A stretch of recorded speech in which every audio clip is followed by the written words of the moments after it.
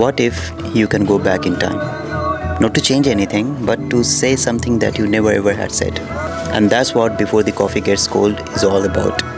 This book is about love, regret, patience, and of course, coffee.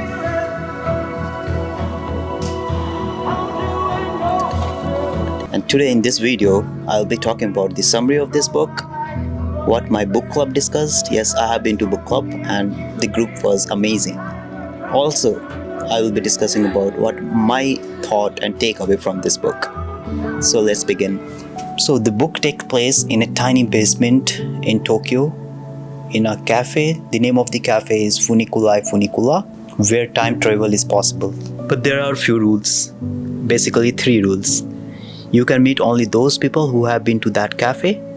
Second is, you cannot leave your seat.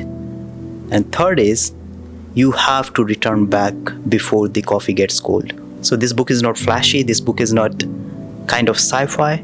It's simply people sitting in the cafe with their past. So there are basically 4 stories in this book.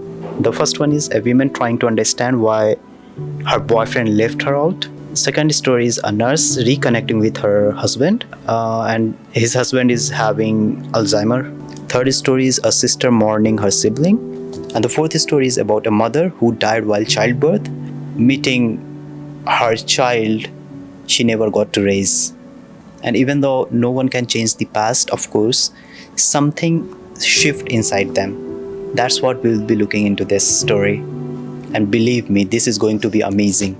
Before time or coffee runs out.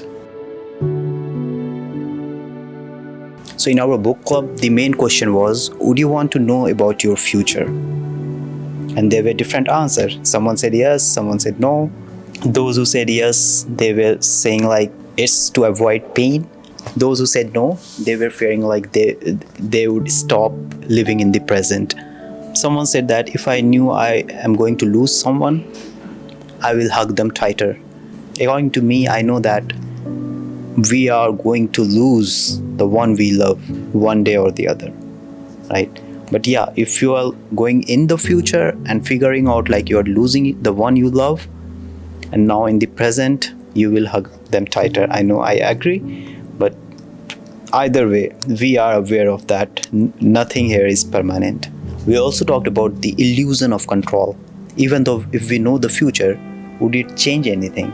And that's where we talked about the Qadr, believe in Qadr. So Qadr is an Arabic word. Translating it into English is next to impossible, I will say. But yeah, that's what we talked about in our book club. In one surah, it says that no disaster strikes upon the earth or within yourselves except that it is in a register before we bring it into being. That's what this book talks about. No need to change the past, but desire to understand it. Also, in my book club, they were talking about if we know the future, will we be able to change anything? The answer was yes, no. Also, one question was, do we really want to know the future? Few of them were like, yes, we can work on things that is not quite good, going to be quite good. But also they were discussing very logical and deep stuff, like even though if we know the past or the future, that will have zero impact on present. We tried correlating those stuff with our life, and many of us really explained the summary of this book in a beautiful way, also explaining how it correlates with their life, and that was amazing. Also, what I believe. In book club, I didn't say anything because I was busy in capturing photos, videos, and drone shot. But yeah, what I believe is it doesn't matter at all. Even though if we know the future, we cannot do anything. Even though if we know the past, we cannot do anything. Why? The future is future because it is going to happen. That's why it's called future.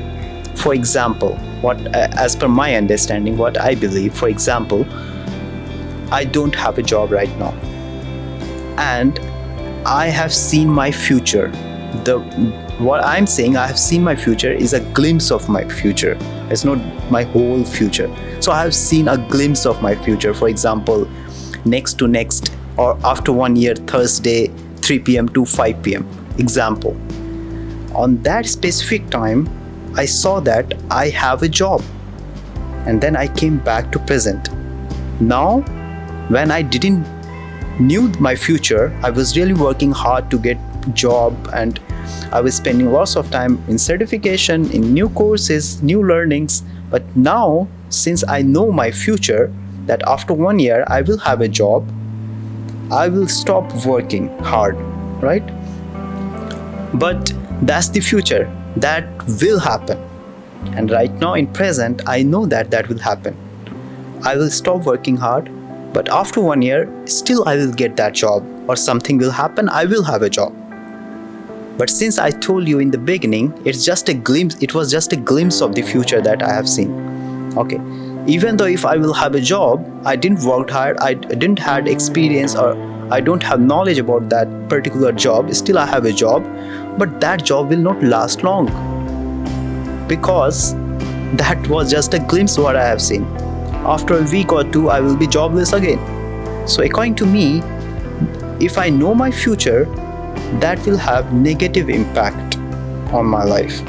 But from other perspective, if for example I'm going in future and I see I have lost someone whom I love, and then I will come back in present, and then that will be the point where I will hug them.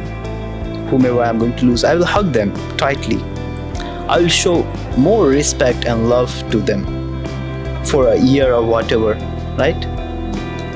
But the point here is, don't we know that every one of us gonna die one day? Why can't we act now? Why can't we show love now? Why we have to wait to know the future? Either way, we know that no one here on this earth is permanent, right? We are going to lose everyone whom we love.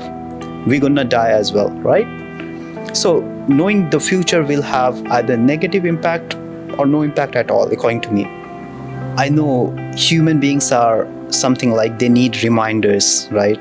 We know that every one of us gonna die. We're gonna lose everyone, right? Who all are there around us. But still, we don't show love. We don't speak things that we should tell them.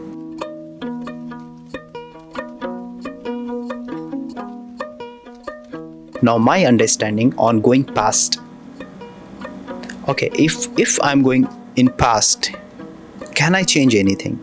Of course not. Same concept. Even though if I'm going in past, present is called present because things already had happened in past. So we cannot change past because it will change present, and that doesn't make sense. Because in present is present because everything, whatever happened, is because even though if we have changed anything, the present is the future of the past.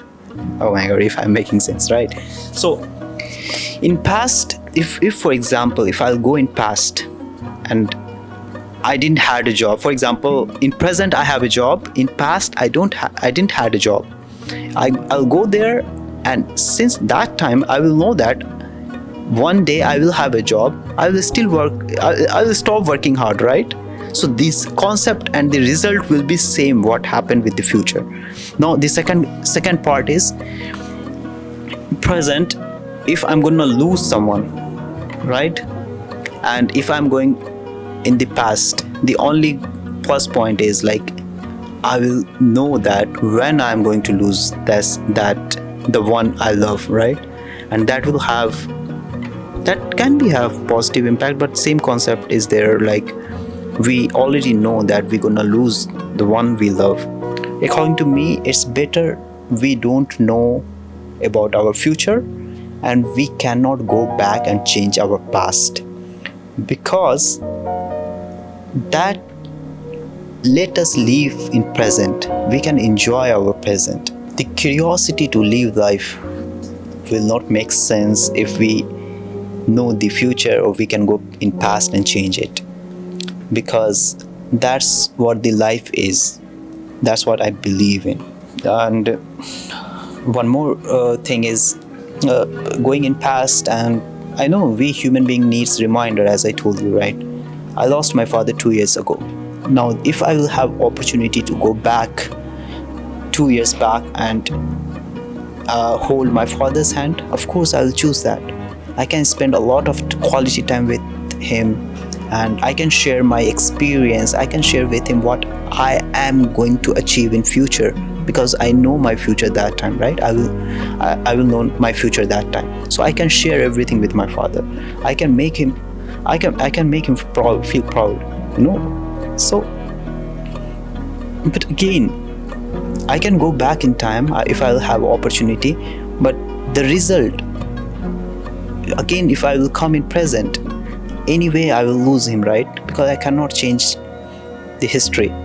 So even though if I will be in present, I'll feel same loneliness, but the point here is a little, I don't know, but I will feel a little the same level of loneliness, because if I'll go in past, I'll meet him. At that time, I will know that I am going to lose him, and that will hit harder than actually if I didn't knew that I'm going to lose him, right?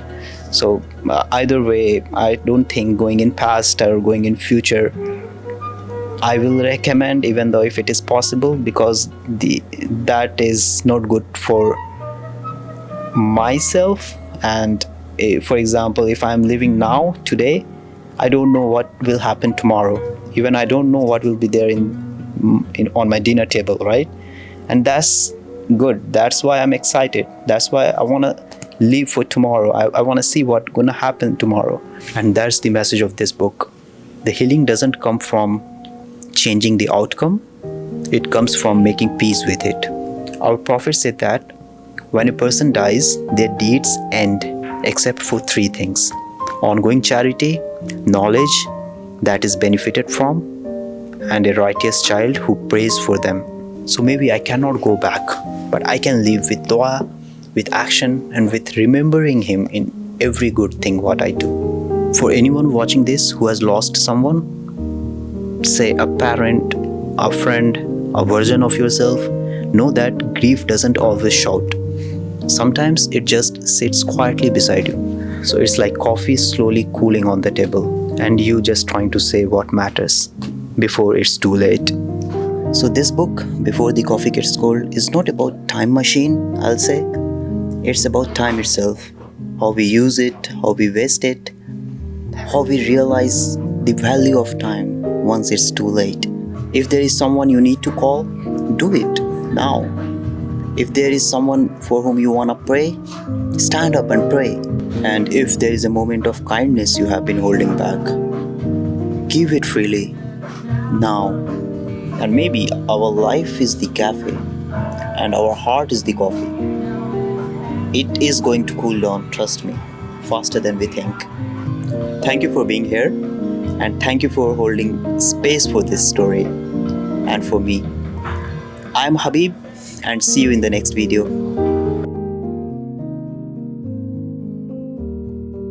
My coffee is already cold.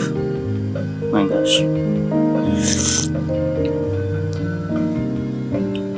I need to go for another coffee and another video. See you there.